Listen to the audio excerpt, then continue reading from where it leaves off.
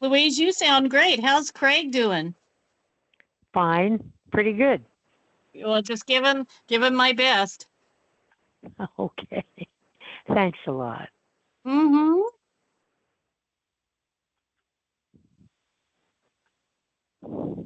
All righty. Okay, we're ready to get the party started. Thank you all for coming, and thank you for Cheryl and Bill and Rogelio to set up, and also to answer my questions about the team meetings. I really appreciate it. I had questions about the ID. But let's bring the meeting to order. And Cheryl, are you prepared to take the roll? I am. All righty, please do so. Okay. Doris here. Who? Doris?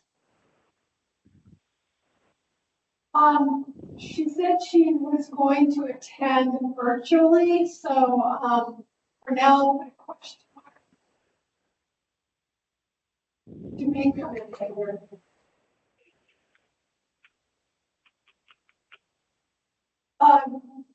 Ray Bach, he's here. Yeah, I heard him earlier. Yay. BJ Carroll. BJ said she was going to try to attend. I'm not hearing BJ.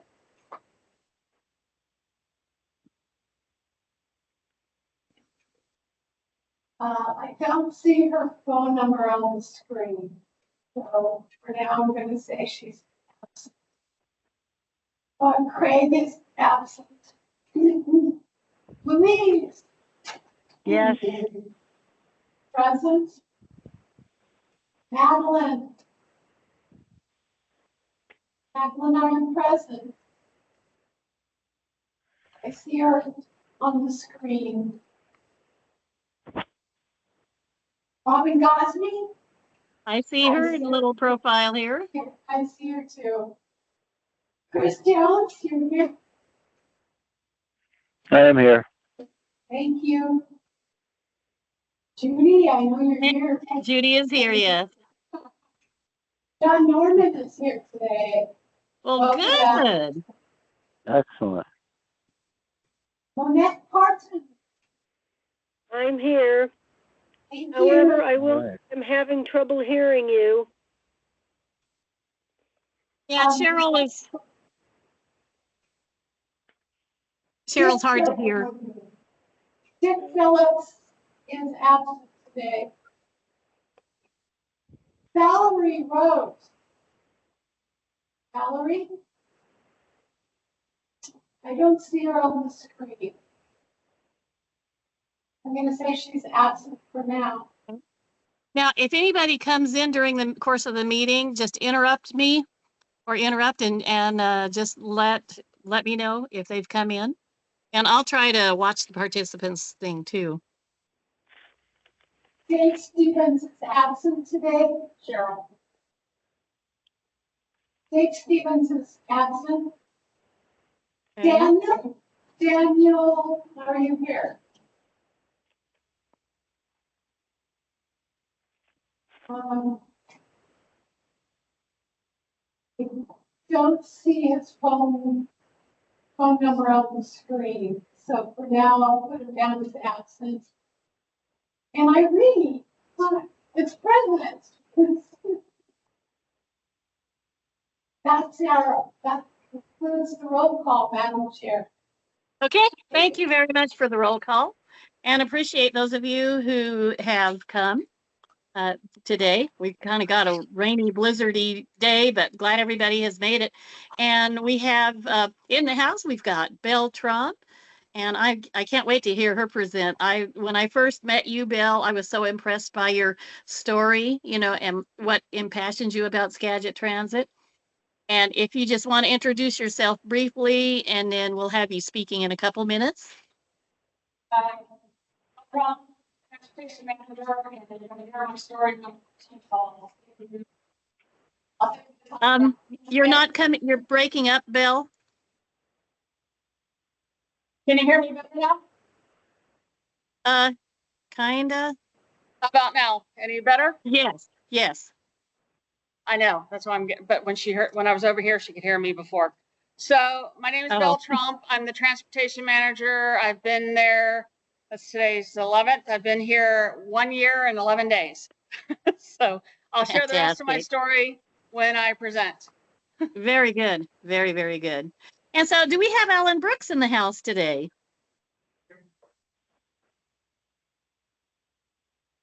Yeah, I'm here. Pardon? I am here, yeah. Okay. Okay. So somehow, for many of you, it's like over here in Zoom world, we can barely hear you. So I don't know if if it has to do with the mic or whatever, but however it works, we finally got to hear Belle, so that worked out well. But if you can, get closer to the mic or whatever needs to happen. So great. So Alan, we're glad to have you here too. We are going to go ahead and ask, do we have anybody in the house or in the participants? I didn't see them. For public comments, any public commenters?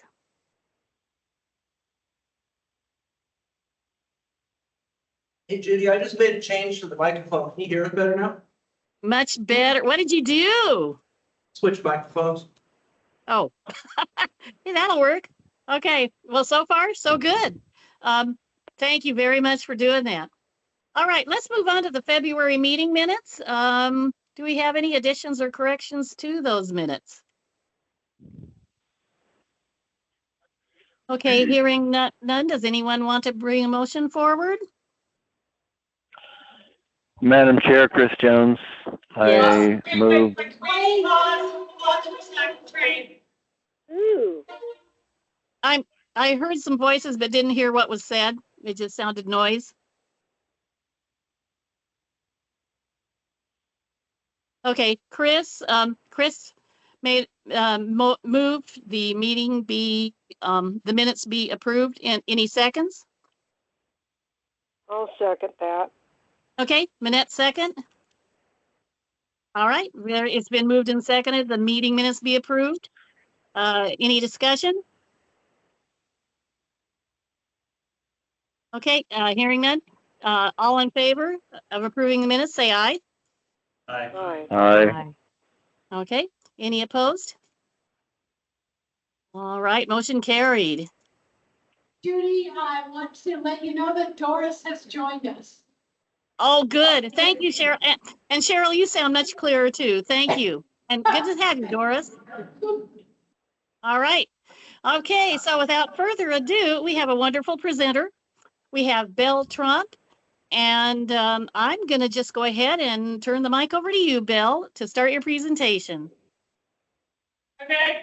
Come over here and Brittany, come on camera so you can see me. Hi, everyone. Hi, you sound good. Okay. So just give me a second as I bring up the presentation.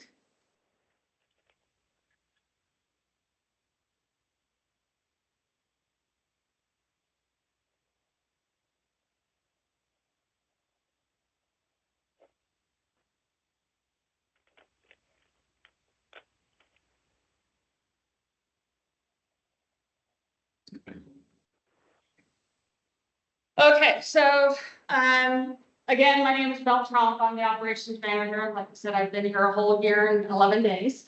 So I walked into Skagit Transit with my position, I believe, was vacated for about a year, and Alan was great as the interim manager, trying to hold things together for me. He did a great job. And Greg is our director. Bless them for what they've been through. So we've had a lot to take on and a lot to go through. And just so those who can't see the slide, if the alt text is not up there, it's a picture of a Skagit Transit bus on Guemes Island. It's probably the only time you're going to see a full coach out there on Guemes Island. And that's Alan in the driver's seat for me as we went out to go scope out. Some of you may know that they do the haul out of the ferry for refurbishing of it and maintenance. So We provide a coach over there, not a full fixed route coach like you see in the picture, but a paratransit coach to deliver people from the foot ferry around the island. And that's going to be starting this Friday. So, all right. So I'm just, like I said, Miss Judy asked me to kind of share my backstory of how I got to Skagit Transit and what drives who I am, and share a little bit. So today, there's a next slide is the agenda, and it has a picture of inside the coach. And for those who can see the picture, there's somebody in the wheelchair station. That is my special needs son that I'll be talking about here in a minute. And then a couple of the passengers. That is a picture when we were going to the Logger Rodeo this last July 4th. So, so on the agenda, just again, an introduction of myself, a little bit of my background, some areas of focus that we're looking at in operations we're going to talk about. I'll give an opportunity to open the floor for questions if I'm able to answer them. If not, I will speak those answers and get back to you. Happy to. And then just sum it up at the end. Sounds good. Okay, so the next slide is the why. And for those who can't see, if the alt text is not coming through, again, to describe, there's a picture of somebody in a Seahawks football jersey with their hand up doing a wave. That is my son. And this is why I'm going to talk about the why. Let me just clear out this message here. Okay, so my background, I won't start with, I was born on the day after Easter. So I'm originally from the South. And like most people, you kind of know or set your path on what you know you want to do in life. And for me, I was going to grow up and cure the common cold.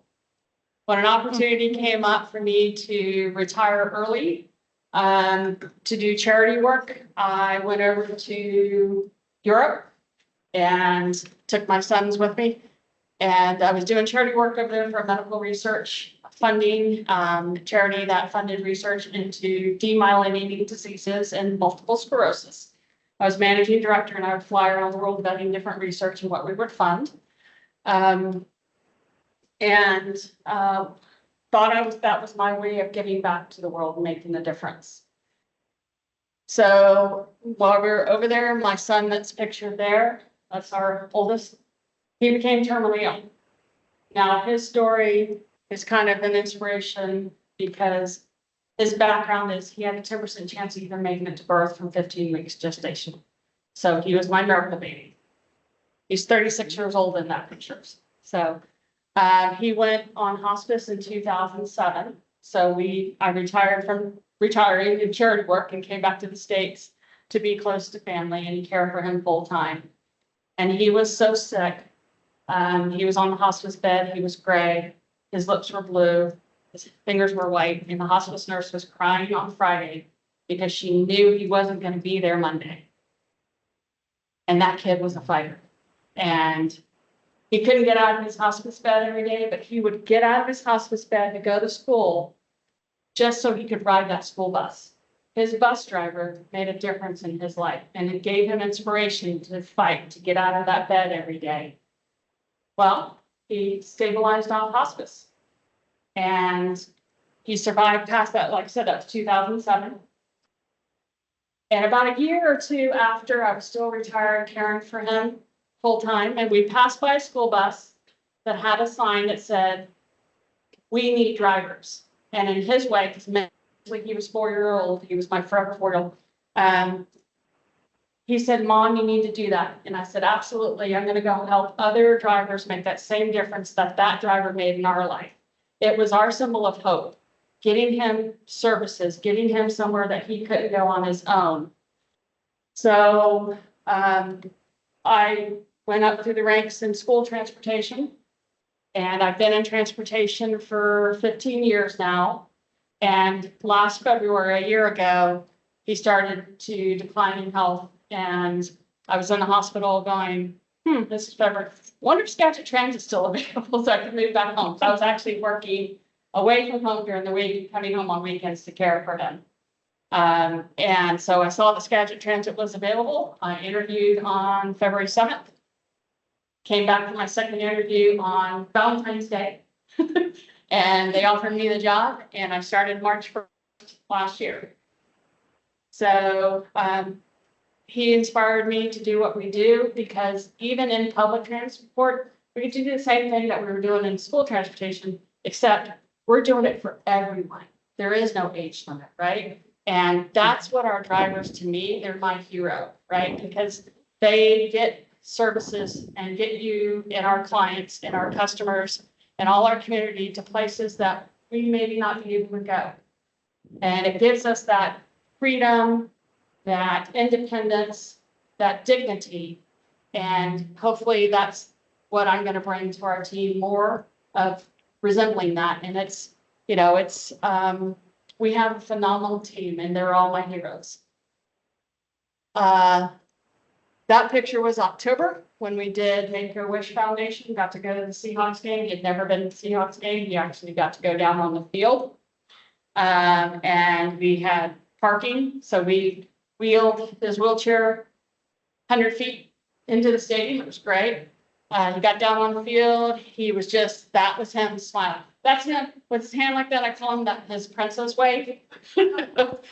So he's taught me unconditional love, joy.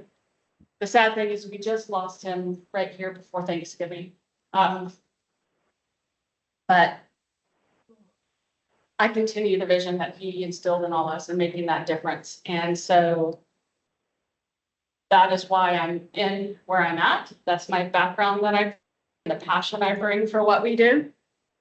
So in Skagit Transit, doing the opportunity here, we get to go ahead and continue to grow on the current foundation. And then establish a management framework from the inside. So my kind of leadership, I say I'm inspirational. The team cheerleader. I want to inspire others to want to make that difference.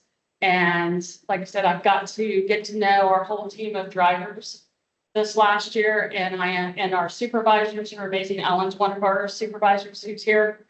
And I am just honored to be part of the Skagit Transit team and to serve our community.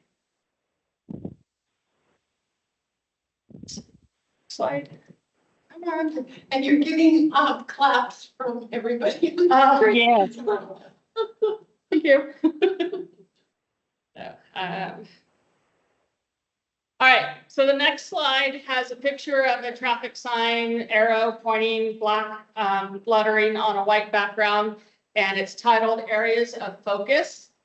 And I have 5 categories on there. Number 1 is safety, 2, accessibility, 3, communication, 4, training, and 5, action.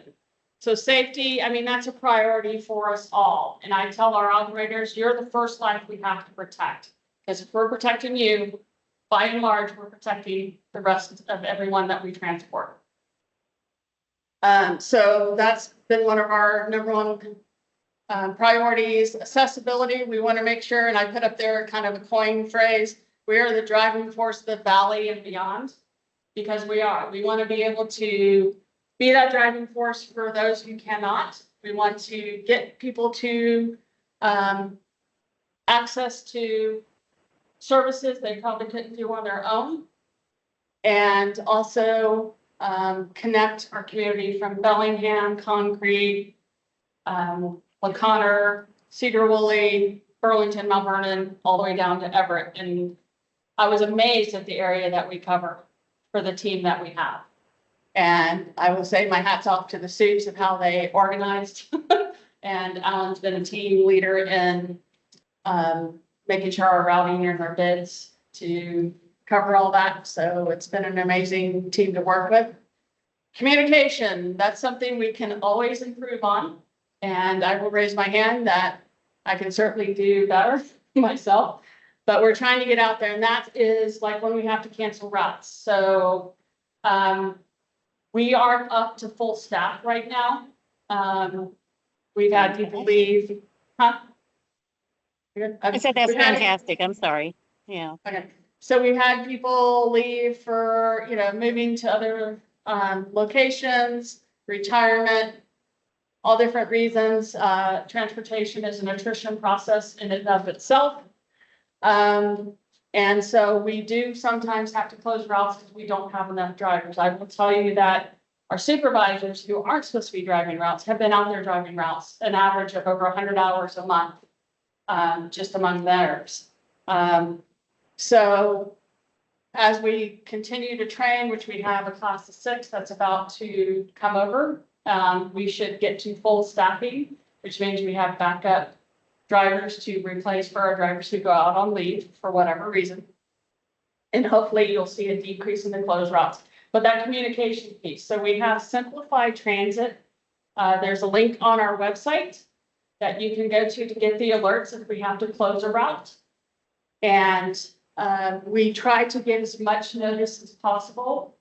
To understand a little bit how we work in operations, our day starts about 4:15 in the morning and we go till about 9:30 at night. And we sometimes think we have everything covered when we close the doors at 9:30. And we come in at 4 o'clock in the morning and discover there's been people who've called out for sick or we had snow that we had to close for inclement weather, those kind of things. So if we can communicate ahead of time, we do, because we want our families and our community to know ahead of time to plan their days. Unfortunately, that's not always the case. And we try to communicate that as soon as possible. And we will look at other ways to improve that as we move forward with software.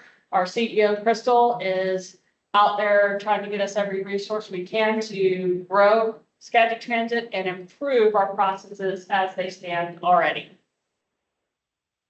Training, some of that, we'll take training as we get into the new processes and software. We also want to always improve something that's just recently been implemented this last in February. We had mandatory training for all our staff, which is the first time in a few years that we've had it, the quarter. So we're going to start doing quarterly training, and that's just refresher sets. Hey, this is how you secure a mobility device. This is how you handle this situation, de-escalation skills. Safety for our operators is also important. So we want to make sure that we're giving them tools to diffuse situations and keep them safe, and knowledge on how to interact if something escalates. So we always want to enable our team and ourselves to better serve our community. And then the final category I have there is action.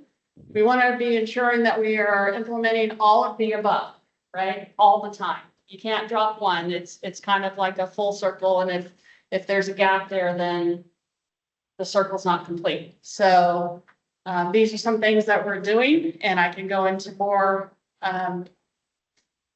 focus as if you have any questions, which leads us to the next slide. Questions. So pictured is a pad of paper with check marks and a little pencil laid across it, and it's titled questions. So I want to open the floor and give everyone the opportunity to ask any questions. Yes, ma'am. So, and I'm Irene. Irene? Irene. Oh, thank you. And so, in regards to when you cancel a route, do you have like priorities for routes that you, that, in other words, if you have three routes out or 3 drivers out, how is what's your priority? If the 90X was out and the 207 was out, which one would you, and you only had 1 driver, which one would you stay on? So I'm going to let Alan speak to that in just a second, but I will tell you, we try to be least impactful in any of our decisions we make. And Alan, you want to go ahead and give the background on that? So what we do is we look at which routes have duplicate service. So say the 208, 202 often is one that gets canceled. We have 3 buses running on those at any given time so that they can maintain half hour frequency. If we drop one of those routes, we lose some frequency, but we're not leaving an area with no service. So for instance, if we dropped Route 300, that would leave all of Cedar Wood with no service. So we prioritize things based on that. So if there's multiple buses in that area and we can drop one without cutting that community off entirely, those are where we start. And that also comes to the conditions of why we have to close. So for instance, when we had the inclement weather, it wasn't safe to drive up the concrete area. So, you know, we will do that for safety as well. But again, we try to be as least impactful. We try to do something that's already duplicated. So maybe we reduce the frequency, but not cut off services, as Alan explained. Does that help? Yeah. Okay. And then, because I usually use I usually use mass transit to get to the airport or to get to the Amtrak station or to get to Seattle or something. So I primarily use it for pleasure, but when I go somewhere, it's critical that I get there. And I've had some, you know, I've seen that the 207 has been canceled and I got stuck one time on Link Light Rail and the electricity went out. So I had to get on another, so they had buses out there. Unfortunately, I got on the bus, otherwise I would have been rather quickly, otherwise I would have missed my flight, which, you know, is kind of scary. So if those, how quickly do you post those? So in other words, do you usually have a good assessment in the morning that, you know, what your status is going to be throughout the day? And is that posted? I know you said there's someplace on the website, but when I look, I've noticed you do have alerts right on the front page. Is that where I can find cancellations? Bring that up. Okay. So I'm going to cancel my presentation so that we can get up the website.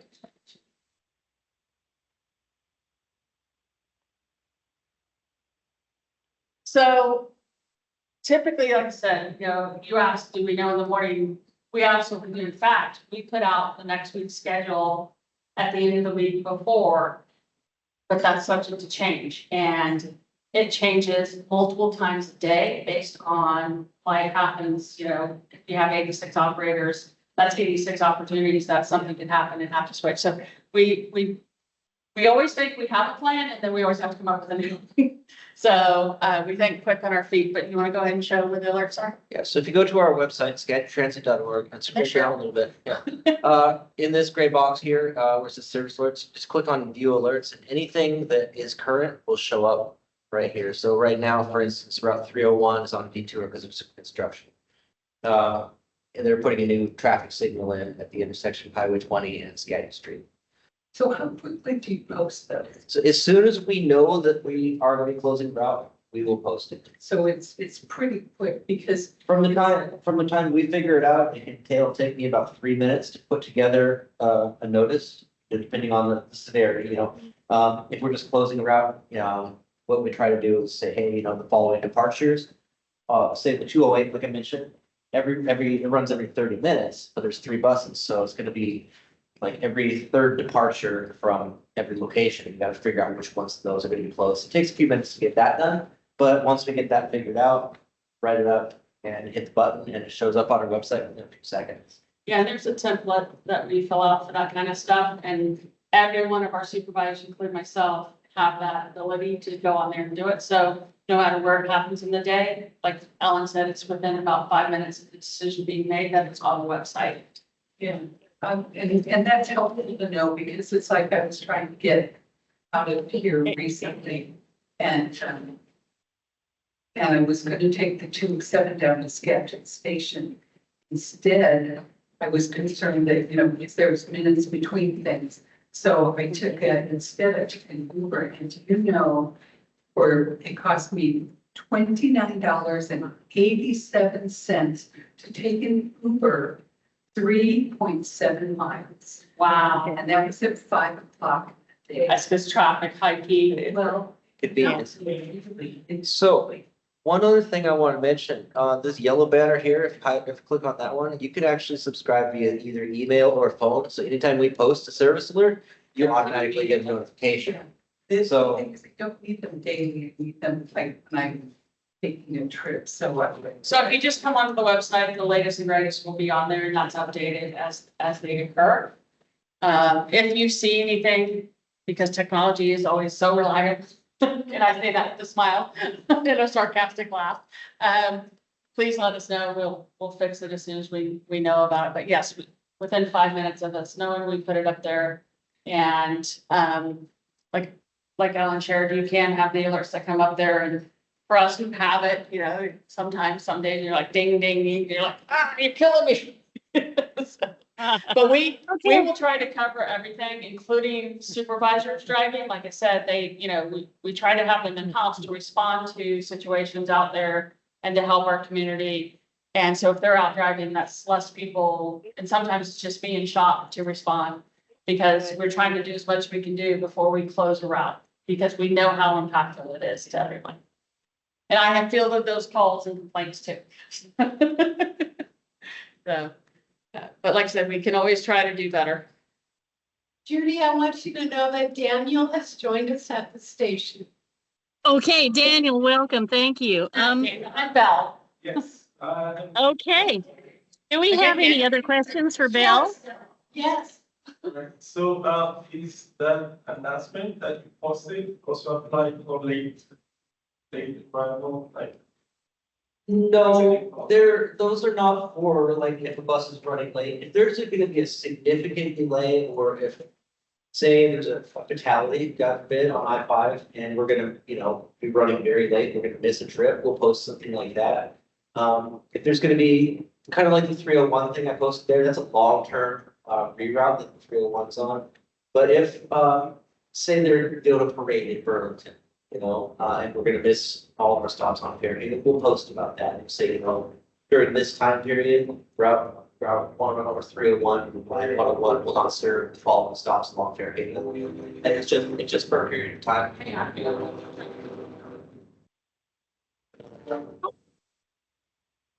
Okay, I have one little quick question before we move on, and this has to do with one of the things that I was going to have Belle work on with Madeline, who I see is here, is maybe helping us to get some information, just some basic general information that people turn in for things that they would like to see happen with transit, things that CAC can discuss, and things that maybe we can bring to the table and bring quicker. Do you know where that is in the works? Yeah, I've been compiling some of it, and then I realized that there was information that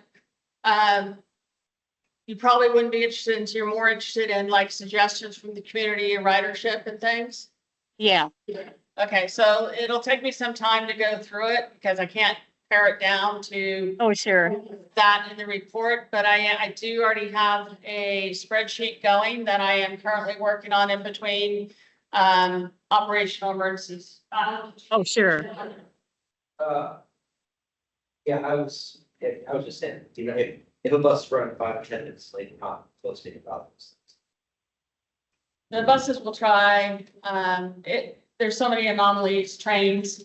Yeah. Tulip festival kind of stuff, traffic, accidents, anything like that. Or if we have any events on the bus or involving passengers of the bus, that could delay it as well. And sometimes we have to skip. And if we know we're gonna miss like an entire loop of a large route, we might be able to put that out there. But as far as it's gonna be 10 minutes late, we're not gonna be able to do every single one because there's too many different anomalies. Can I give a question? Sure. My name is John Norman, Hi, John. and I was a supervisor for Sound Transit in Everett for Nice. years. The question I have for you, it happened today, it's happened quite often, is they tell me the time that they're gonna be at my house. And then when I get to that time and they're still not there, then I call in like it happened today. They get kind of nasty, so to speak, in the way they talk to me. Not saying nasty words or anything like that. And they don't even tell me. Like tonight, I was supposed to be picked up at 3:30. And I got there, nobody called, so I called in. And the person answered the phone, said, no, it was gonna be 4 o'clock. Well, they didn't tell me that. And when I explained, why don't you guys get together? So the car. So I am sorry that you didn't have a pleasant experience with our team. That's the kind of stuff that I do want to know about, so I can follow up, because all our calls are recorded. And so you can follow up and see what the situation is and ensure that you don't have a repeat of an unpleasant experience in the future. Normally, they're very nice people. Yes, they are fabulous people, so that's why I'm sorry that you didn't have. We do got the phone. Oh, cool, good. I listen to, so my office is, dispatch is right outside my door, so I hear all the radio calls and I hear a lot of phone calls. And I have not experienced any time, where I've seen them be aggressive or unpleasant. I have seen them receive calls from people and I'm like, you know what? Pass that call to me, I'll pay that. Because that's what I get paid for. Because they, you know, they are a great group of people. They're very knowledgeable and amazing, but I am so sorry. I will follow up to you. Can you see me afterwards for us to talk about this? I want to make sure it doesn't happen in the future. And if there's something we can put in place to prevent that confusion as far as not knowing when it's coming, we certainly want to do that for you. That's the biggest thing I have to go to a lot of doctors. I've had Absolutely. 2 heart operations Oh my goodness. and a foot operation who was gonna come up. They canceled that.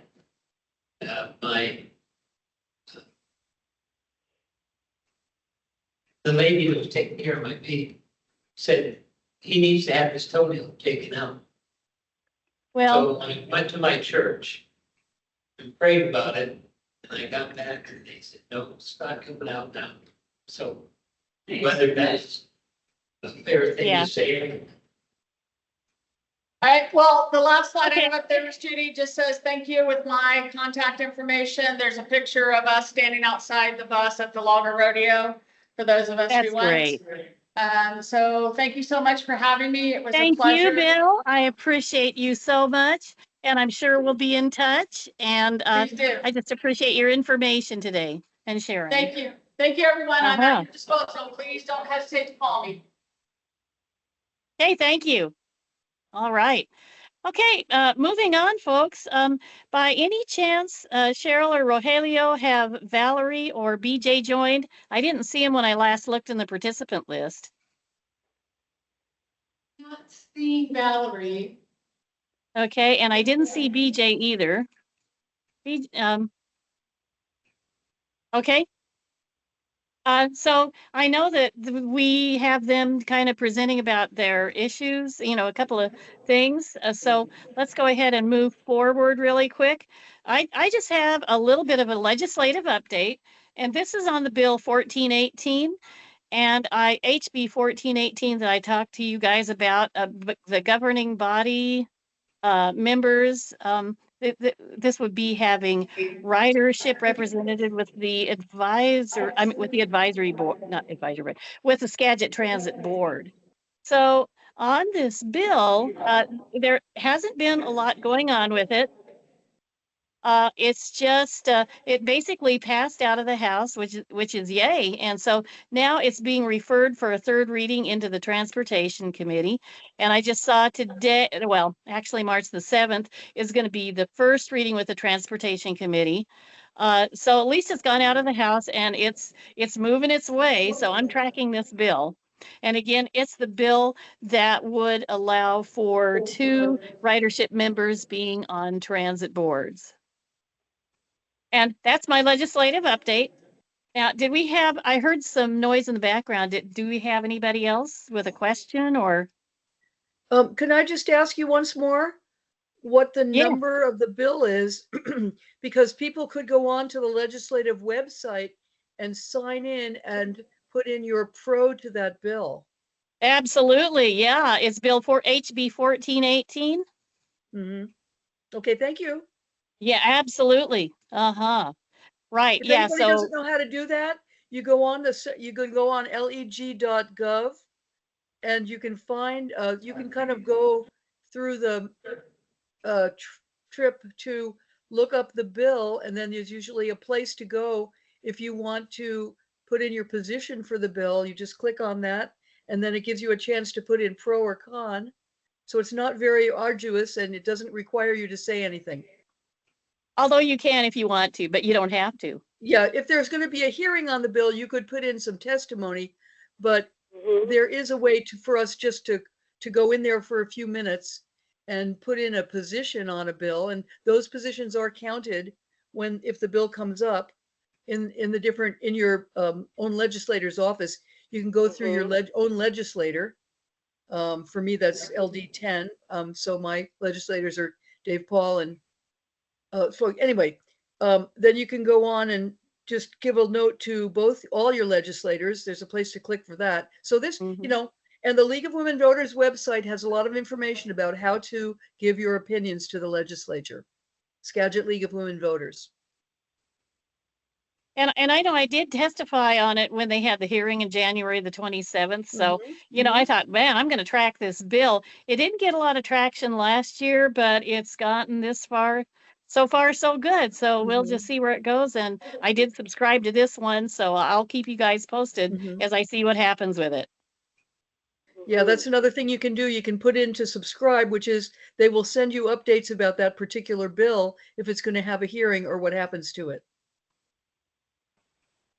Okay, thank you, Doris. Thank you very much for that. All right. So if Madam Chair? Yes, sir. Chris Jones, I just wanted to make sure you had the correct web address on that. It's www.leg.wa.gov. Correct. And thank you for that addition. I do appreciate that. Okay. So the staff reporting, let's start in on that with the ridership update. So I got here a note that said you had requested the information on Route 70X specifically. I've got all the information for that for, say, February and January. What exactly are you wanting for the 70? It's actually been that. Oh, I'm sorry. Valerie had requested that. She's not here. All right. Well, then I'll just give you some numbers for ridership for Route 70X. Okay. Thank you, Alan. Yeah. So for February of 2025, we had 716 riders on Route 70X on weekdays, so Monday through Friday. On Saturday, we had 78 riders during the month of February. Those numbers are actually down a bit. Overall, so in 2024, for reference, we had 968 riders in February on weekdays and 47 on Saturdays. So Saturday went up, but weekdays went down by quite a bit. So 70X year over year is actually down about 28% from what it was in February of 2024. Is the 70X go to? 70X runs from Skagit Station here over to Cedar Woolley and then all the way up to Concord. So it runs every 3 hours, Monday through Friday. And then it runs, I think, 3 or 4 trips on Saturday as well. What bus number is it? 70X. 70X. That's right. The 70X, yeah. Okay. Were there any other overall ridership, like from the fixed route and report on that? I can give you some overall like year over year changes or month to month changes. Give you Yeah, some just highlights, like- kind of reporting, it's just interesting to know, if it's generally going up overall for para and for fixed. Yeah, I can give you that as well. So I'm gonna go through some stats from fixed route first. Okay. Our top 3 route ridership increases is from January. Excuse me. My top 5 ridership routes for February. I've got Route 208 is our number 1 with a little over 5,600 riders, 55,634, followed by Route 205 with 3,606. And then the 90X has right at 3,300. 305 is up 33% over January.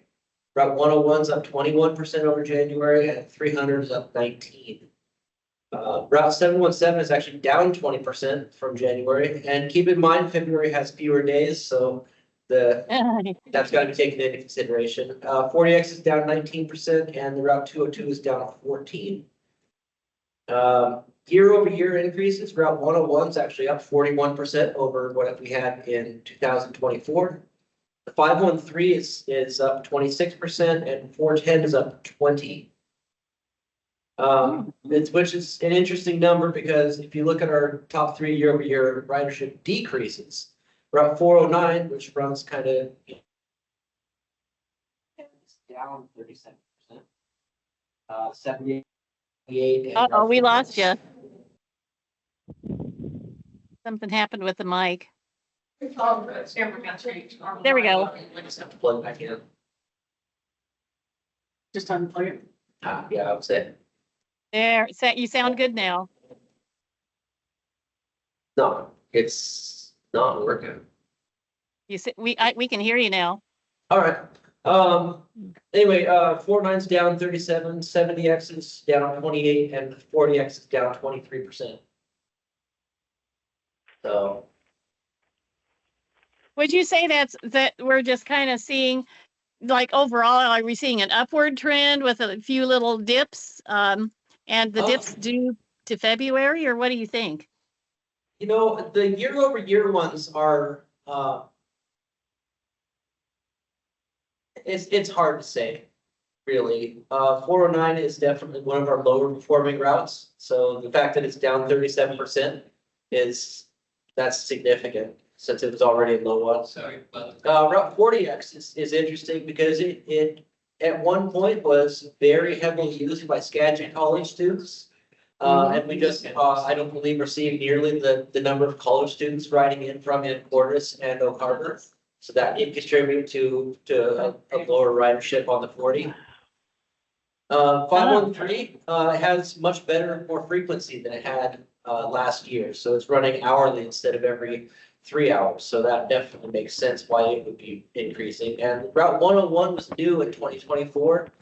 So it had, low adoption. Not a lot of people are using it. This year's its second year in operation and it's doing a bit better. It's up 41% as a result. So, things like frequency and just people getting used to things. And then, of course, things like, college students doing more of their schooling online and whatnot will have a negative effect as well. So, yeah. So how are we looking compared to pre-COVID? Get back up to where we were, or is it better? Yeah, so let me find the right page here. Was it paratransit up like 700 more than it was pre-COVID? Para's up quite a lot, yeah. Judy, I want you to know that Valerie has joined us. Oh, good. Very good. Glad to have you, Valerie. Valerie. Could I ask did you give the 80X ridership? 70X is what we had shown you were looking for. Do you want 80? Yeah, or 90? All right, so Route 80X, for weekdays, Monday through Friday, we have 1,535 riders, Monday through Friday for the month of February. We had 236 on Saturdays and 244 on Sundays, for a total of 2,015 riders. Note that that's only on the Skagit Transit operated buses. I don't have the figures for the ones that WTA runs. So we had 2015 for this month of February. For the month of February 2024, we had 1,949. So we're actually up 3% over February 2024. For the 90X, we have on weekdays 2,775 riders, 275 on Saturday, 250 on Sunday, for a grand total of 3,300 even. For the month of February of 2024, we had 3,426. So we're actually down 4% on the 90X, just February to February. Okay, thank you. Okay, Yeah. all right.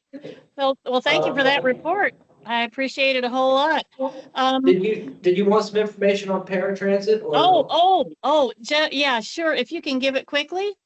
Okay, so interesting. So for the month of February 2025, we had 5,744 riders on paratransit.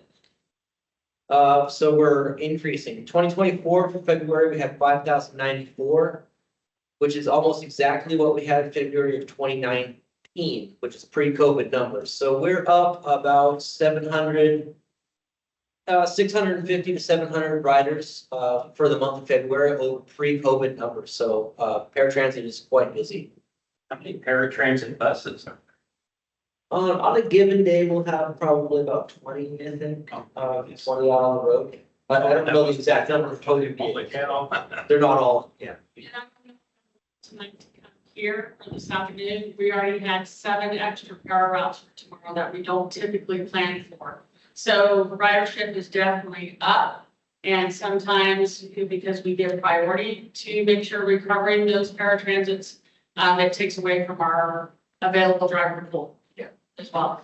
Paratransit is up, 12.96% over 2024, and it's up 7.66% over our numbers from 2019. So, definitely up in that area. Definitely. I do have those same kinds of numbers for fixed route as well. We're up, 2025, we've got, in February, we had 37,202 riders. 2024, we had 35,761, so we're actually up 6.04%, or excuse me, 4% month over month. Mm-hmm. But we're down 29.55% from 2019 numbers. So fixed route is getting better, but very slowly. But paratransit is bouncing back quick. Okay. Well, it kind of seems like this is, we really took a hit with COVID and the lockdown and everything, but seems like we're gradually getting there, right?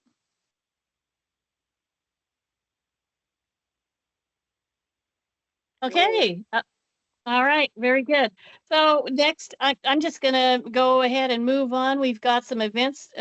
Who's reporting? Cheryl, you reporting on the events?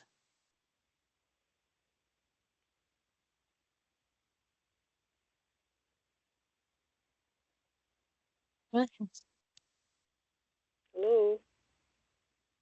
Wow. I think we got lost. Mm-mm. Yeah. Wow. Huh. Well, I think we're having our meeting without the without the meeting. Oh dear. So so Doris, do we have you? I'm here, yes. Okay. So yeah, we lost the station. Oh, They no. must have pulled out on a train. There you go.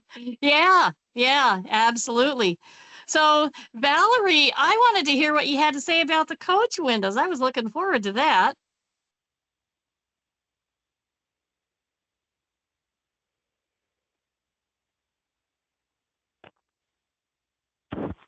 Hmm? Well, Uh-oh. I'm not sure what happened. Well, I'm still here, Judy. Yeah. I'm here. Here's Alan.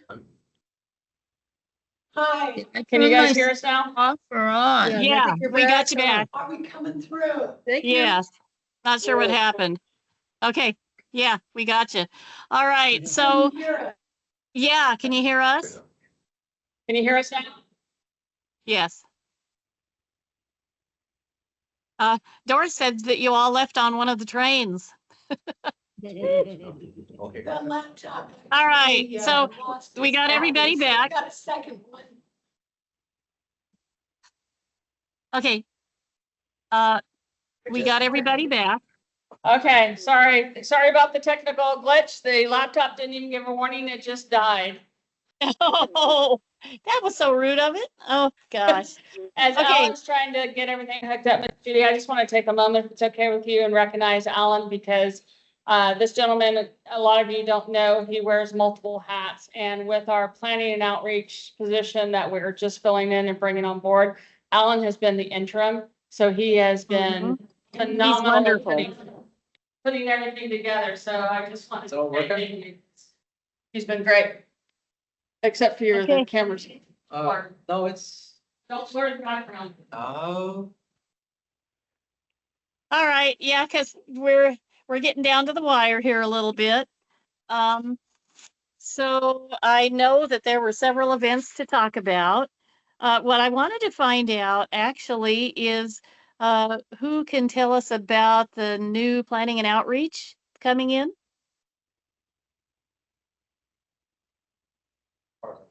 Cheryl, you want to talk about it? So her name is Malia Kosminski. And she has been working in Lewis County with the transit in Lewis County here in Washington State. Yes, I know where you're talking about. Yeah. And she'll be joining us next month. And that's about the majority of what I can pass on right now. Okay. Okay. Sounds really good.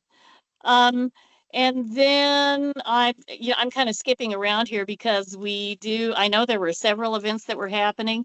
And then Valerie, since we've got you, could you present on the bus windows? I've got that little bit in the Valerie agenda. texted me that she was having trouble unmuting. Oh, I wonder if the system has Valerie muted? Hang on, we're gonna try to see if we can do something here. She's over there twice. okay. Yeah. Well, we're kind of getting down to the wire a little bit. Sorry, I gotta leave, my bus is here. Yeah. Yeah, I understand that. I understand it. It's 5:25 right now. So Yeah. I think with some of these technical glitches and everything, we're having to just move on. Okay, so let me do this really quickly. Is there anything anyone would need to bring up or wanted to bring up, say, for instance, I'm just lumping this together, either in roundtable or with the connector report? Anybody have anything they'd like to bring up? I do. Irene has something. Okay, So I've got a number of things I want to cover, but the primary, the main one I want to cover is the 90X. So I take the answer. you know what? The audio isn't coming through. Well, it's Train is coming. a train. Okay, John. Thanks. John, please be in touch. Thank you so much. Okay, and I take the Amtrak and I take the 90X from the Amtrak up here. And Can we get you mic'd better, a little bit better, Irene? yeah. She's coming. And the train is going. Okay. Yeah, okay, so All right. I make an annual trek to Wisconsin and multiple places. This year, when I came back, and this has happened to me 3 times now, I get off the Amtrak trying to get on the 90X. And the 90X, for example, the train was supposed to come in at 10:56 and the train leaves on the weekend and the 90X bus leaves at 11 o'clock. So I knew I was going to be down a minute, so I called dispatch and asked them if they could hold it, and of course they couldn't, which I did. But what I'm hoping for is that they hold for the sounder. So if they hold for the sounder, why can't they hold for the Amtrak? It's like, and I bring the 90X enough to know that they almost 90% of the time they reach scheduled station 10, 15 minutes early. So I'm just wondering, it's so critical, especially on the weekends. I can see if I don't mind waiting an hour, but on the weekends, the buses run every 2 hours. Yeah. So if I'm 1 minute or 2 minutes away, can't they hold like they hold for the sounder? Okay, yeah, that's the operative question. So the operative question being, if a bus can hold for like the sounder, is there a reason why they could not, policy speaking, somehow hold when they need to or put something in place for the Skagit Transit buses? And so I don't know, Alan, could you speak to that? Yeah, a little bit. So when the 90X was originally conceived, it was grant funded. And part of the reason we were able to get the grants for that is we were guaranteeing connections with certain other regional transit boats, and the Sounder is one of those. So Amtrak technically isn't public transit, it's more of a private thing. I don't know that we've ever considered making the connection with Amtrak necessarily. We do have instructions for our operators that at certain time points when the sounder is scheduled to come in, we do hold for that one if there are requests. We have no guidance whatsoever for our operators about. Yeah, and I asked the operator, and the operator said, of course, he couldn't leave. And and I get that. I'm just, Okay. what I'm doing is I'm asking if we can. It's certainly something we can look at, yeah. Okay. Especially the one that leaves the 5 o'clock. And when We there's, generally, the last trip of the day, we're generally a little bit more lenient on our waiting stuff, because we don't want to leave anybody stranded. and then I just have one more, the Orca card. I saw 3 people trying to use an Orca card. So is there any hope that we will ever be able to use our Orca? There have been some talks about Orca someday in the future, and boy, I hope it becomes a thing someday, but I don't have any sort of a time frame for when that may happen. I know it's still on our radar, it's just a little more complicated process to get into, so, but that is still on our radar, yes. It's amazing the number of people that try and use it. Okay. Doris. So Bill, thank you for Well, I'd like to addressing back that. up with this, what our friend just Yes. said. I have been on the 512 coming from Linwood. And I'm on the bus, and the bus is on the street that you go to get to the station. I called, I knew we were going to just make it, and I have called the dispatcher more than once and just pleaded with them to just call the bus and ask them to look at the 512 stop and look at the people getting off and wait for somebody trying to cross the street to get on it. But they don't seem to be, so I'm just saying, I think that would be not out of line to literally let a person get on who is entering the station. Just saying, as a person who has had to wait that hour or hour and a half on my way home from work, or in one case on my way home from a day surgery. So anyway, not trying to be dramatic, but No, we no. have more people point. coming from Linwood now, I agree and that maybe we can work it out. Cooperate. I agree that everybody should cooperate. All the transit agencies and trains should cooperate.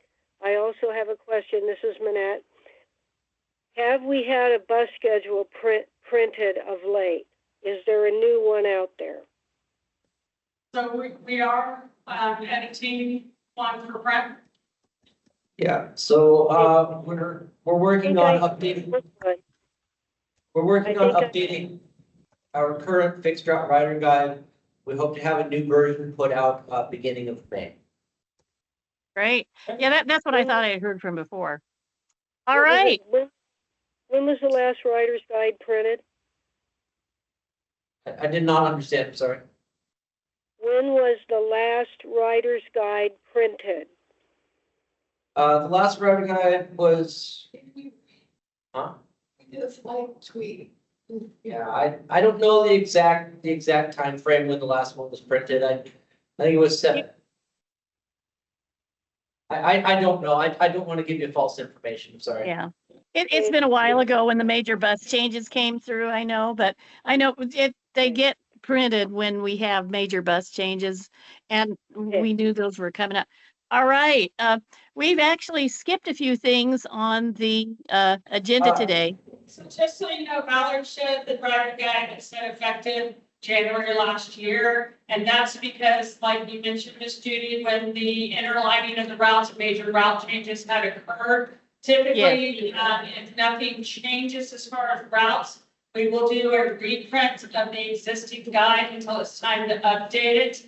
And so we did that back here when we had our last planning and outreach manager. Like I said, that knowledge was in planning and outreach, so I don't know when it was, neither does Alan, so we didn't want to give you false information, but we are currently editing to go to a reprint here in May to update our rider guide with more relevant and recent information. Sounds good. Sounds good. All right. Well, thank you all. I want to thank you all. There are a couple things that we just weren't able to cover due to technical glitches and, different things, but nothing that we can't cover next time in our agenda for April, in our April meeting. So at this point, does anybody want to bring a motion forward to adjourn? This is Manette. I'll make a motion to adjourn. Second. All Daniel right. seconds. Okay. All right, it's been moved and seconded, the meeting be adjourned. All in favor, say aye. Aye. Hi. Well, All everybody's great. opposed? Okay, and some of the things we didn't touch on, folks, today, I plan to definitely put into the agenda next time, because we don't want anybody skipped. Maybe BJ will be back, and Valerie, if you could talk about the coach windows. Well, I just let her know I was looking forward to that. I'll send her an email too, so. Thank Sure. you all very much for coming, and Bill, thank you so much for your participation, and everybody, thank you. We'll see ya. Thank you, Judy. Bye-bye. Bye-bye. Bye.